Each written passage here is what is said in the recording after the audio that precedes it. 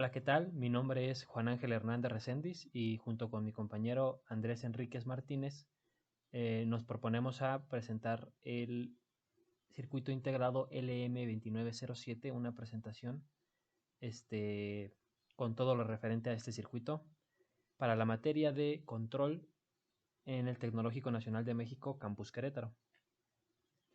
Vamos a ver, antes de entrar al circuito, qué es un convertidor de frecuencia. Bueno, nos dice que un convertidor de frecuencia a voltaje se refiere a que la frecuencia de alguna señal periódica se hace proporcional a un voltaje. Esta frecuencia puede venir de una señal ya sea de tipo senoidal, triangular, de diente de sierra o de onda cuadrada, como podemos ver en la imagen que tenemos arriba a la derecha. Y estas señales, la frecuencia que manejan es proporcional a un voltaje. Si la frecuencia no cambia, quiere decir que el voltaje va a permanecer quieto. Ahora, si tú mandas una señal que no tiene frecuencia, es decir, que no es periódica, el voltaje referido a ese tipo de señales va a ser cero, porque no existe periodicidad. Aquí en la imagen de abajo a la izquierda podemos ver un ejemplo muy gráfico en la que una onda senoidal va acelerando su frecuencia, cada vez va más, más rápida la frecuencia y vemos en rojo cómo el voltaje va aumentando conforme va aumentando la frecuencia. Es un ejemplo de lo que se quiere lograr con un convertidor de frecuencia a voltaje. Podemos ver una definición de tacómetro que nos será muy útil. Dice que un tacómetro, coloquialmente llamado cuenta revoluciones, es un dispositivo que mide la velocidad de giro de un eje, normalmente la velocidad de un motor. Y aquí está lo importante, a los convertidores de voltaje a frecuencia se les suele llamar tacómetros. Perdón, es de frecuencia a voltaje. A los convertidores de frecuencia a voltaje se les suele llamar tacómetros porque, porque hacen esta función de medir el número de ciclos, ¿no? Que es lo que se ocupa, por ejemplo, en los carros. Podemos ver aquí en la imagen de la derecha las revoluciones por minuto. Vamos ahora sí con la descripción del circuito integrado. Nos dice que el circuito integrado es un convertidor de frecuencia a voltaje, pero no solo tiene esa parte, sino que además de tener este convertidor, tiene un amplificador operacional que nos da una ganancia muy alta del voltaje para poder operar a lo mejor un relevador o una lámpara o alguna otra carga que se quiera, ¿no? Podemos ver que existen dos tipos de empaquetados de este circuito. A la izquierda tenemos el de 8 pines. Al tener menos pines, vemos que las dos cosas que vamos a tener es que aquí arriba a la izquierda eh, tenemos un que está conectada de igual en el mismo pin la parte de tierra junto con la parte no inversora de nuestro primer amplificador operacional con histéresis. Después vamos a ver lo que es, pero es este amplificador operacional está puesto con tierra. Después veremos eso que conlleva. Y además la parte no inversora de este segundo amplificador operacional está conectado junto a la chain pump o a la bomba de carga y están puestos en el pin 3 y vemos que en el circuito de 16 la tierra está diferenciada de la entrada no inversora y la entrada perdón, de la entrada inversora es esta y la entrada no inversora está diferenciada del pin 3 o la pata de la bomba de carga. Entonces tenemos estos dos tipos de circuitos y además contamos con otra diferencia que es que existen algunos circuitos que tienen un diodo Zener en la parte de la alimentación en el pin 6 para estabilizar el voltaje. Después lo veremos también. Vemos su circuito interno, vamos a desmenuzar más o menos qué es. La primera parte, encerrada en este cuadro rojo, se refiere a un comparador de tensión con una función de histéresis. Aquí vemos adentro del comparador el símbolo clásico de histéresis. Después del comparador tenemos la bomba de carga, y estos dos componentes son los que hacen el, la conversión de frecuencia a voltaje. Después de eso, contamos con el amplificador operacional, que lo que hace, ya dijimos que es amplificar el voltaje. Y por último, contamos con un transistor que nos va a ayudar a amplificar la corriente para poder tener aplicaciones, ¿no? Este transistor nos permite suministrar hasta 50 miliamperes y 28 volts es lo que nos permite administrar el transistor. Vamos a verlo en los índices absolutos máximos, que son los voltajes y corrientes y más características que puede soportar el circuito. El fabricante nos los da. Para empezar, vemos que todos los voltajes de alimentación son de 28 volts. El diodo Zener no puede manejar más de 25 miliamperes. Y vemos aquí una diferencia en el voltaje de entrada del tacómetro entre estas dos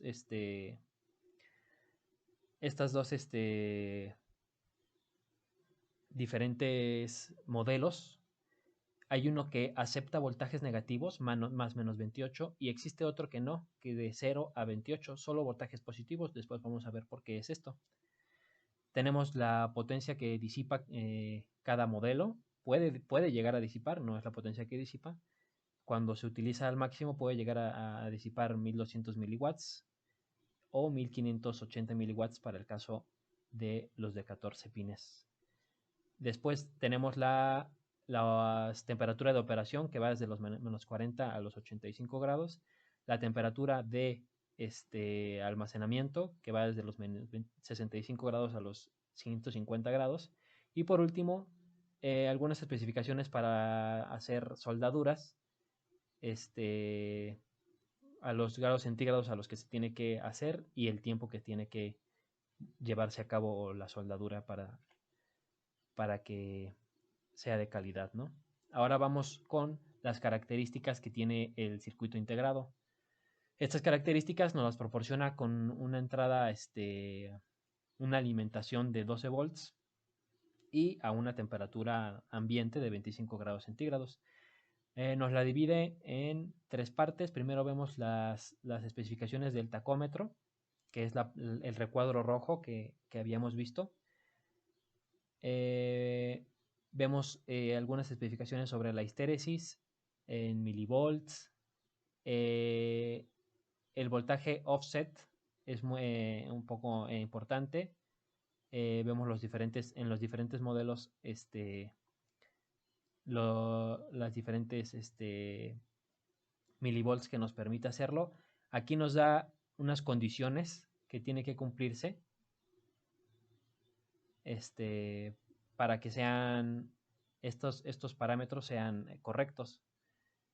Después tenemos las corrientes de entrada, voltajes en el pin 2, corrientes de entrada del tacómetro, y por fin tenemos aquí hasta abajo, en esta parte, una constante K que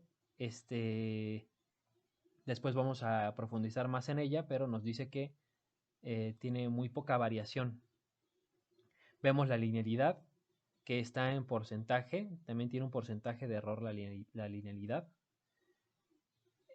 Con estas frecuencias, aquí como vemos con estas condiciones, puede llegar a tener incluso 1% de error, que eso ya es bastante. Estas son, después vamos con las características del amplificador operacional. sobre corrientes de polarización y tus voltajes también. Y bueno, acá tenemos esta parte es también sobre el transistor. Nos dice que la salida de corriente de, de sumidero, si quieren verlo así, nos da parámetros en miliamperes. Vemos que, como nos decía, 50 miliamperes es lo máximo que nos puede otorgar. También ya no de sumidero, sino corriente de fuente, son 10 miliamperes, entonces es un poco menos lo que nos puede dar. El voltaje de saturación nos dice más o menos cuánto típicamente puede llegar a ser. Después tenemos las características del diodo Zener. El voltaje de regulación con una resistencia de 470 a la salida del Zener nos da 7.56 volts que va a tener constantes el Zener. De esta manera se estabiliza el voltaje de alimentación de la entrada y se va a quedar siempre fijo en los 7.56 volts. Después tenemos aquí tenemos un circuito de prueba que nos da el fabricante para que podamos probar el circuito. Aquí lo que tenemos que entrar ponemos la entrada en estas dos partes. Aquí, como vemos, hay un modelo que nos conecta a tierra, por lo tanto esta pata tiene que ir a tierra forzosamente, pero sin embargo en el otro modelo podemos poner nosotros aquí cualquier otra cosa. Y aquí nosotros polarizamos el amplificador operacional. Aquí nos dice la corriente de polarización y también la corriente que va a pasar por el transistor, la carga que le vamos a poner, ¿no? Si queremos ponerle alguna carga. Lo importante aquí es que vemos que en la pata del tacómetro, o más bien de la bomba de carga, tenemos que colocar un capacitor C1, y en la otra patita de la misma bomba tenemos que colocar una resistencia 1 con un capacitor 2 en paralelo. Estas conexiones son importantes porque en todos los circuitos tiene que ser así, y vamos a hablar mucho sobre ellas para dar muchas características que tienen que cumplir. Bueno, vamos a ver las gráficas que nos proporciona rápidamente. Nos dice que la linealidad del tacómetro varía con la temperatura, pero tiene un porcentaje de error muy bajo, del 0.4%. Es máximo 0.5%, como podemos ver aquí. Entonces no varía mucho con la temperatura, aunque lleguemos hasta los 85 grados. Después tenemos aquí la salida del tacómetro normalizada, o la constante K. También varía con la temperatura, y vemos que puede variar hasta bueno, el LM2907 varía 0.2%, también es muy poco, y hasta los 85 varía 0.6%, también es muy poco lo que puede llegar a variar la constante K. Entonces casi siempre se queda en 1, ¿no? La podemos considerar que siempre es 1. Igual podemos ver que por temperatura la linealidad no tenemos problemas. A donde sí llegamos a tener problemas, este es importante, es con la elección de R1. Nosotros vamos a elegir la R1, como vimos en el circuito de prueba. Tenemos que conectar una resistencia, y vemos que entre más pequeña sea la resistencia, aumenta el error. Esto es muy importante porque nosotros no queremos un error demasiado grande, que bueno, aquí vemos que no es muy grande, 0.5%, pero después vamos a ver algunas especificaciones porque no podemos poner una resistencia demasiado pequeña. Este aquí nos da que estas pruebas fueron hechas con 12 volts de entrada y una frecuencia de 1000 Hz. También la frecuencia puede llegar a variar estas gráficas. A la derecha tenemos las corrientes que normalmente salen del tacómetro contra el voltaje que tú le suministras al circuito. Vemos que entre más voltaje, más corriente sale del tacómetro hacia el comparador o el amplificador. Pero la salida son del orden de los microamperes. Máximo no llegamos ni a los 300 microamperes. Entonces se manejan corrientes muy pequeñas. Por eso al final ponemos el transistor que nos ayuda a amplificar la corriente que podemos utilizar. Y por último tenemos aquí unas características del transistor, el transistor que está a la salida del amplificador operacional, sobre su voltaje de saturación. Como si recordamos de nuestras clases de electrónica analógica, el voltaje de saturación de un transistor nos dice qué tan eficiente es ese transistor. Es decir, si el voltaje de saturación cuando el transistor está en saturación, actúa como switch, es el voltaje que va a disipar el transistor en forma de calor. Entonces, ese voltaje queremos que sea lo más pequeño posible para que no nos disipe mucho calor y no le quite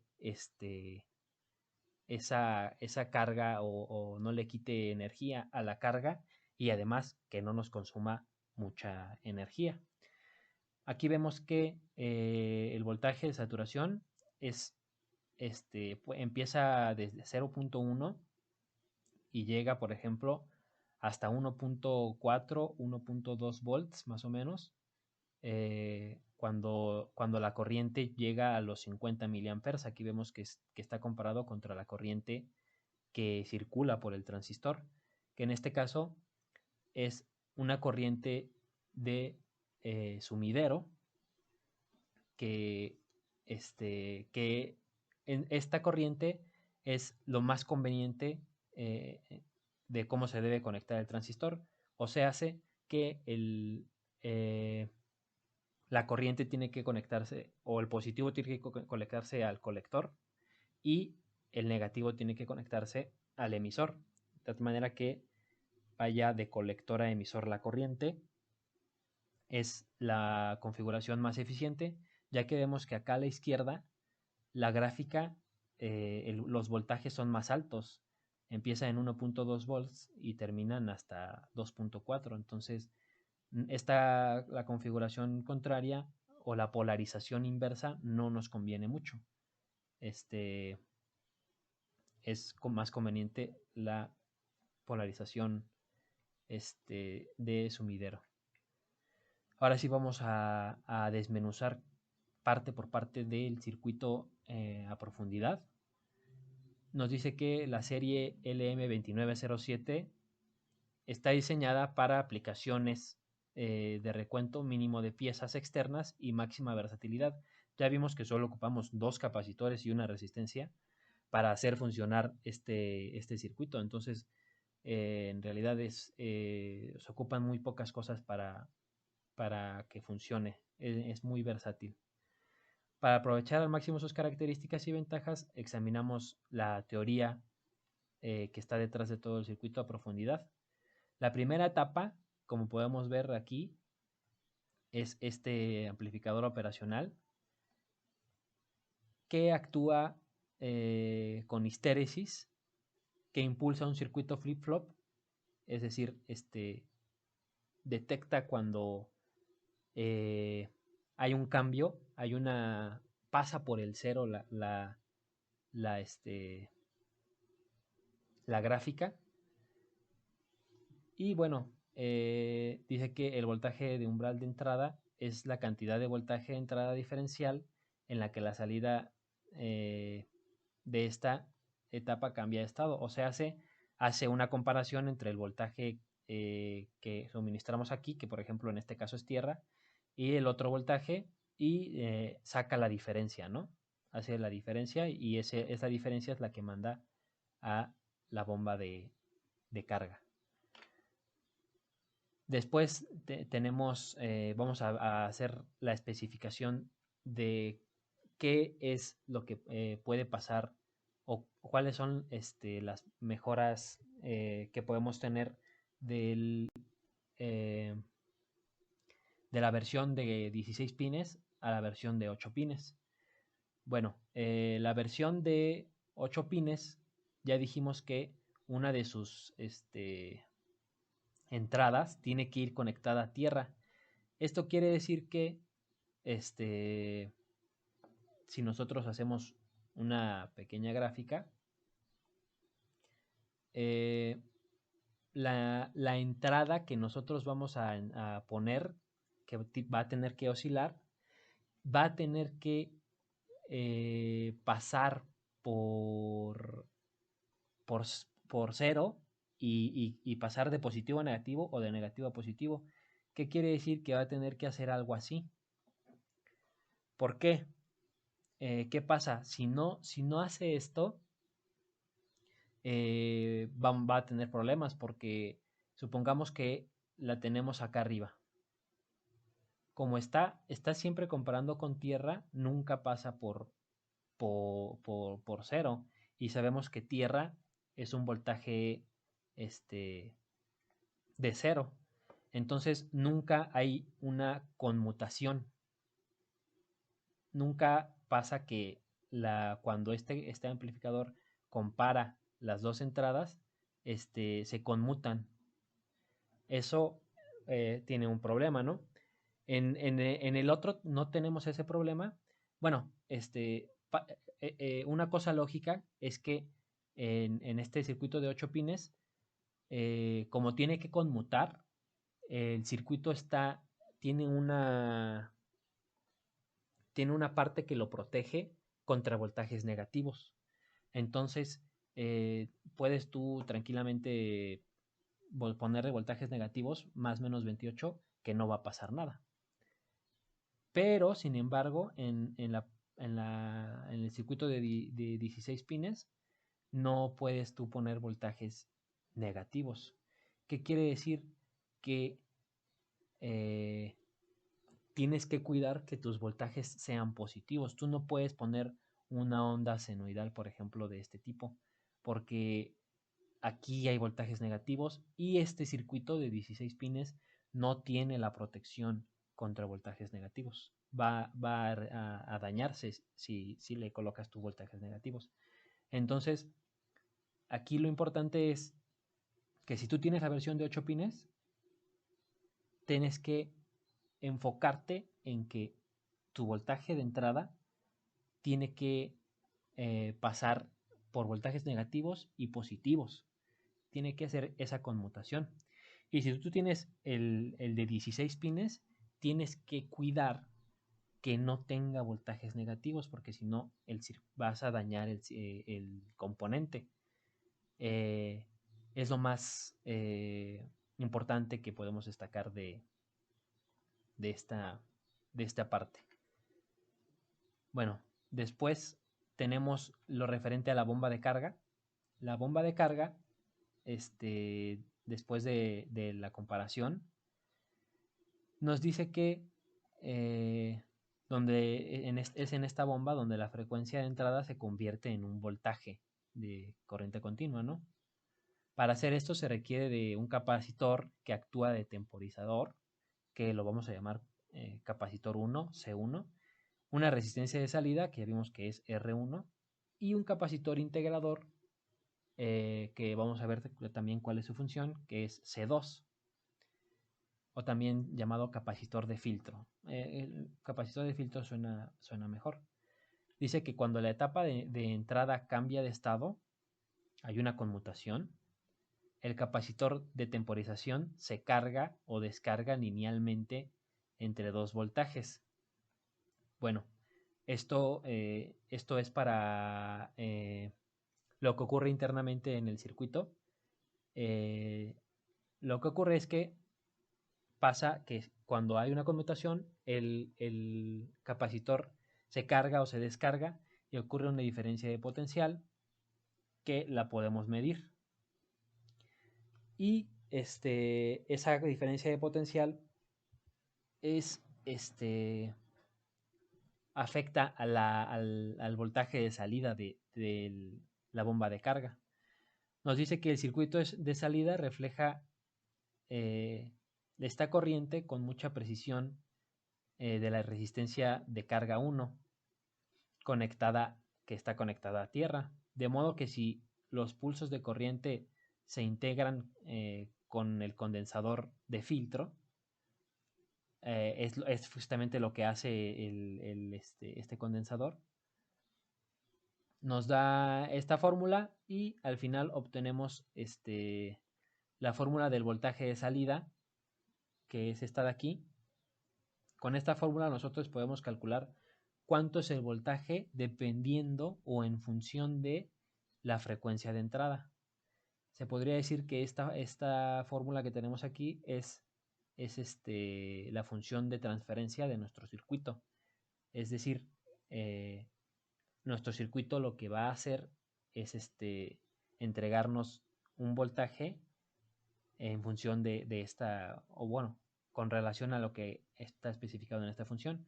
Vemos que el voltaje de salida depende de VCC. VCC es el voltaje que alimenta el circuito.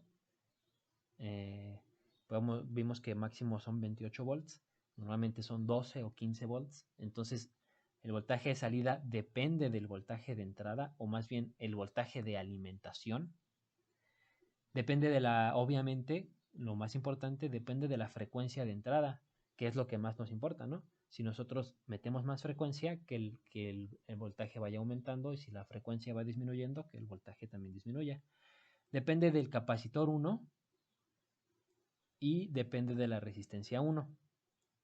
Además de esto, depende de una constante K, que como ya vimos en las hojas de especificación y en las gráficas, no varía, o bueno, varía muy poco. Es muy poco probable que nos llegue a importar esa variación tan débil, a menos que se haga en aplicaciones muy específicas, ¿no? Pero no, en nuestro caso no afecta. Por último, vamos a ver esta parte que es muy importante, que es ahora sí diseñar el circuito que se va a ocupar en cualquier aplicación, que es cómo escoger R1 y cómo escoger el capacitor 1, e incluso después vamos a ver también cómo escoger el capacitor 2. No se puede también poner cualquier cosa.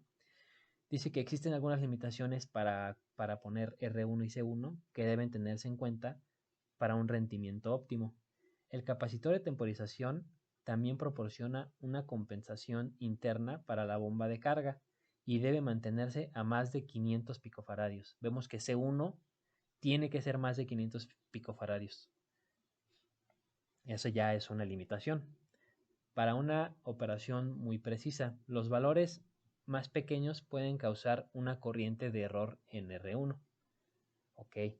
Dice, especialmente a bajas temperaturas. Se deben cumplir varias consideraciones al elegir R1. Esto es muy importante, que tiene que ver con la gráfica que vimos antes, donde R1 afecta a la linealidad del circuito. Dice, la corriente de salida en el pin 3 es intermitentemente fija, y por lo tanto el voltaje de salida sobre R1 debe ser menor o igual a este valor. ¿Qué quiere decir?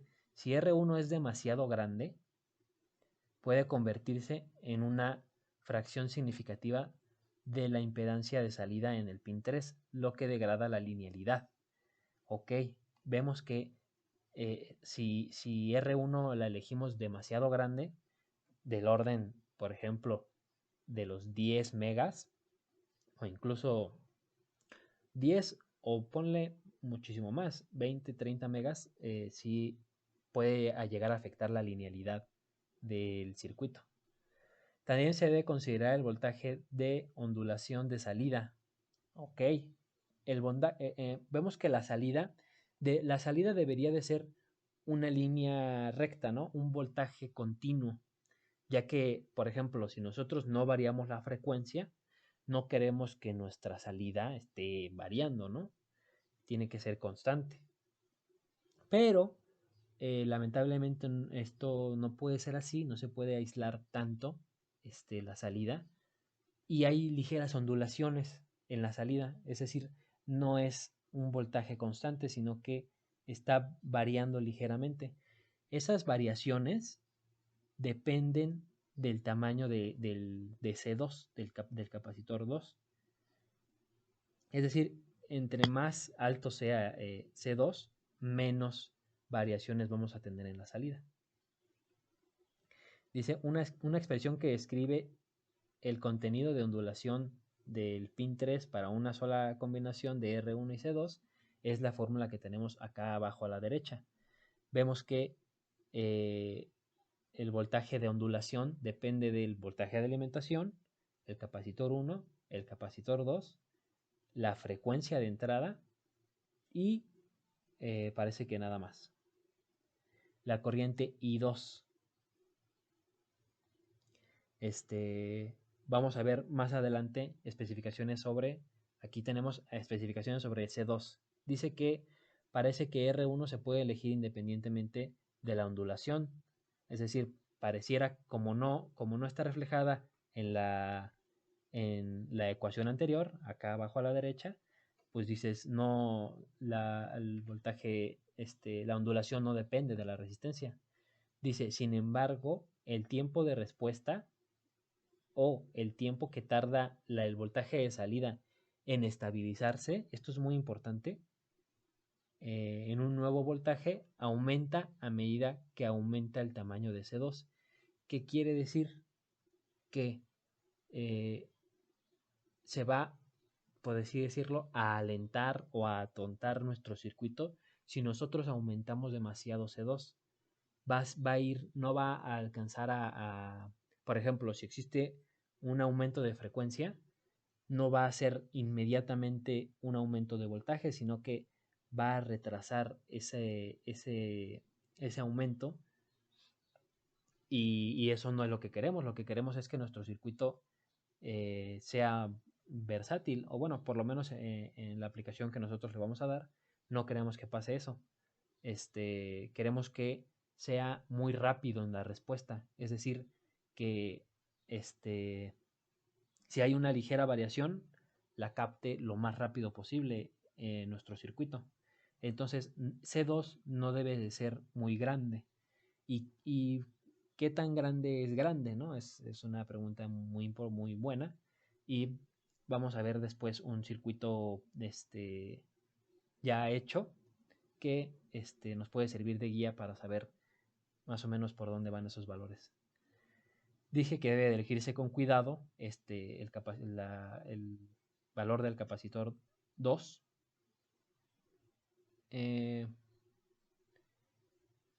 para conservar un tiempo de respuesta óptimo y la linealidad que no se pierda, ¿no? Entonces vemos que R1 no debe ser muy grande, C1 no puede ser menor que 500 picofaradios y C2 no puede ser también muy grande, ¿no?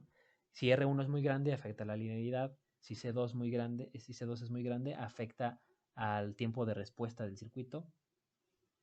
Y si C1 es menor que 500 picofaradios, también afecta a la linealidad del sistema.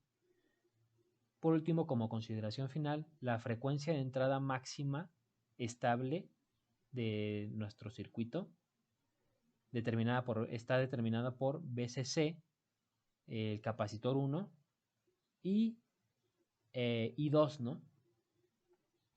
Vemos que el capacitor 1 puede llegar a ser muy pequeño. Perdón, no es I2, es 12. Es 12 sobre C1. Puede llegar a ser muy pequeño, del orden de los 500 picofaradios, ¿no? Eso quiere decir que la frecuencia máxima a la que podríamos llegar a tener llegar a operar este circuito, está en el orden de los incluso megahertz, 10 megahertz. Es mucha, mucha frecuencia. Ya estaría más o menos en el límite de 10 megahertz. Es muchísimo, ¿no? Es el límite al que puede soportar el circuito. Y por último, vamos a por fin a ver una aplicación.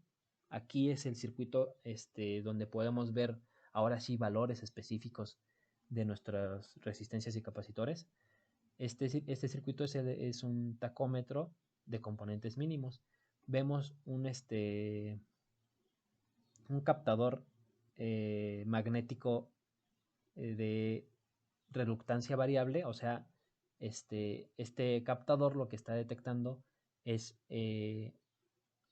la velocidad de giro de un motor, debido a que detecta la parte que gira. Y esto nos dan unos pulsos, que eso van a ser unos pulsos cuadrados, ¿no? Una onda, bueno, en este caso no es onda, pero una señal periódica.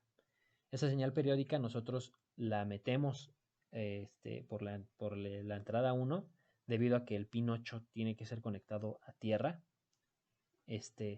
Aquí es muy importante que estamos seguros de que la señal que nos va a ingresar va a ser positiva. Es decir, no vamos a tener voltajes negativos, por lo tanto nuestro circuito no va a ser dañado con este circuito de 8 pines. Bueno, después vemos que tenemos una resistencia 1 de 100 kilos, un capacitor 1 de 0.1 micros y un capacitor 2 de 1 micro. Estos valores son muy buenos. Vemos que el voltaje de salida, después de aplicar la fórmula del voltaje de salida, que es nuestra ecuación, nuestra función de transferencia, nos dan 67 Hz por cada volt. O sea, si nosotros queremos aumentar un volt, tiene que aumentar 67 Hz la frecuencia, ¿no? Y esto pues es muy conveniente. Por ejemplo, si tenemos aquí en este caso tenemos una alimentación de 15 volts, podríamos llegar a casi a los 1000 Hz, y todavía a los 1000 Hz ya estaríamos llegando a lo máximo, ¿no? Entonces podemos tener desde muy poquitos Hz, desde 10, 12 Hz hasta 1000 Hz de este parámetro, ¿no? Con estas especificaciones, es decir, con estos, con el capacitor 1, con el capacitor 2 y la resistencia 1 que tenemos aquí. 1000 Hz es muchísimo, y vamos, un motor depende de qué tipo de motores. Hay motores que sí sobrepasan o que pueden llegar a sobrepasar los 1000 Hz, pero no, por lo general, no se ven mucho. Entonces este circuito es muy bueno para aplicaciones como de este tipo, ¿no? Vemos que al final la salida la conectamos a una resistencia de 10 kilos en el transistor para medir el voltaje, ¿no? Y después tenemos aquí otro circuito rápido que actúa como interruptor de velocidad. Este es muy interesante porque una vez que, aquí nos dice a la izquierda, cuando la carga se energiza, o la carga que tenemos en este lado que se llama load, vemos en el lado derecho, se llama load, cuando esta carga se energiza, cuando la frecuencia de entrada, que aquí la tenemos, es mayor que 1 sobre 2 RC. Aquí tenemos R y aquí tenemos C. Y bueno, calculas 1 sobre 2 RC. Cuando la frecuencia de entrada supera este número, el circuito actúa como un switch y te alimenta tu carga, ¿no? Es muy interesante, digamos que a base de una frecuencia, cuando se supera una frecuencia, tú puedes, actuar, ¿no? Es muy útil este tipo de circuitos. Y por último tenemos este circuito de un, un carro. Es un carro como tal, un automóvil cualquiera. Vamos a medir la velocidad del auto con este circuito, del distribuidor específicamente, el distribuidor que se encarga de enviar la señal de las bujías, ¿no? Para que todo esté coordinado. Del distribuidor pasa a la bobina y de la bobina pasa a las bujías que mandan la chispa. Todo esto está coordinado con el motor y por eso podemos sacar de aquí, del distribuidor, podemos sacar la velocidad del motor. Y bueno, aquí vemos que tenemos un C1 de 0.02 microfaradios. Es decir, es, es aún más pequeño. ¿Por qué? Porque a lo mejor y aquí podemos alcanzar velocidades más grandes. Y bueno, aquí una curiosidad es que este circuito sí tiene el diodo Zener, ¿no? De tal manera que se estabiliza el voltaje de entrada. Bueno, por último, vamos a ver una simulación. Aquí en esta simulación vemos el LM2907, que es de 16 pines, que en este caso no se ven los 16 porque hay 4 que no tienen nada, sino que solo se ven 12. Lo que quiere decir que es necesario que nuestra señal de entrada sea positiva, porque si le damos voltajes negativos a los de 16 pines, nos cargamos el componente, ¿no? Aquí tenemos nuestro capacitor 1 de 0.01 microfaradios como lo vimos en las simulaciones. Y igual nuestro segundo capacitor, el capacitor 2, es de 1 microfaradios, como lo vimos en las especificaciones. Y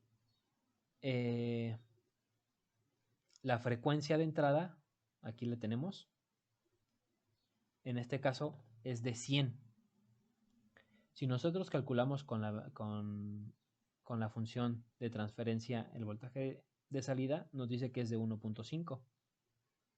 Vamos a simularlo a ver qué nos da. Vemos que sí tenemos los 1.5 y casi inmediatamente que inicia la simulación te aparecen los 1.5 volts, que quiere decir que hay una muy rápida respuesta por parte del circuito para medir, ¿no? Acá vemos cómo aquí está la onda cuadrada. La podemos hacer un poquito más grande. Y también si nos vamos acercando al a la salida, vemos cómo existe cierto rizado. Si lo exageramos mucho, vemos que el rizado existe. Si nosotros quisiéramos reducir este rizado, lo que tendríamos que hacer es aumentar el capacitor 2.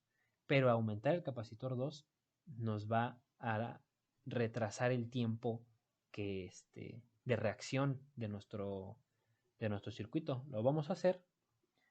Vamos a aumentar por ejemplo, de 1 microfaradio a 10 microfaradios y vamos a ver cuál es la diferencia, ¿no?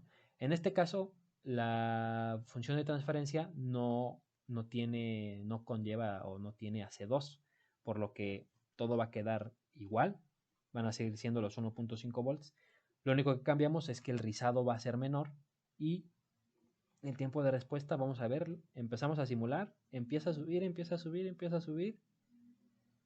Tarda aproximadamente hasta 2 o 3 segundos en estabilizarse, en llegar a medir, a hacer la medición correcta. Entonces vemos que se atonta mucho el circuito y solo lo aumentamos de 1 a 10. Entonces, lo que sí es que, como podemos ver, ya no son tan pronunciadas las ondulaciones que teníamos. Entonces sí nos ayudó a tener menos ondulación en la salida, pero nos ralentizó mucho la velocidad de medición. Esto pues depende de las aplicaciones que se tengan, puede ser conveniente o no, pero por lo general, o bueno, por ejemplo, para la medición de velocidad de un motor, a lo mejor si es un carro, puedes tener 1.5, no, es que no, ni siquiera un segundo puedes tener, o sea, tiene que ser menos de un segundo para poder ver que tú estás acelerando y que el motor se está revolucionando. Entonces, en general no nos conviene ni para un motor de carro, ni para algunos otros motores. Si tú quieres controlar la velocidad de un motor, te interesa ver en tiempo real a cuánto va el motor, ¿no? Y bueno, hasta aquí llegaría esta exposición. Si les agradezco su atención y que tengan un buen día.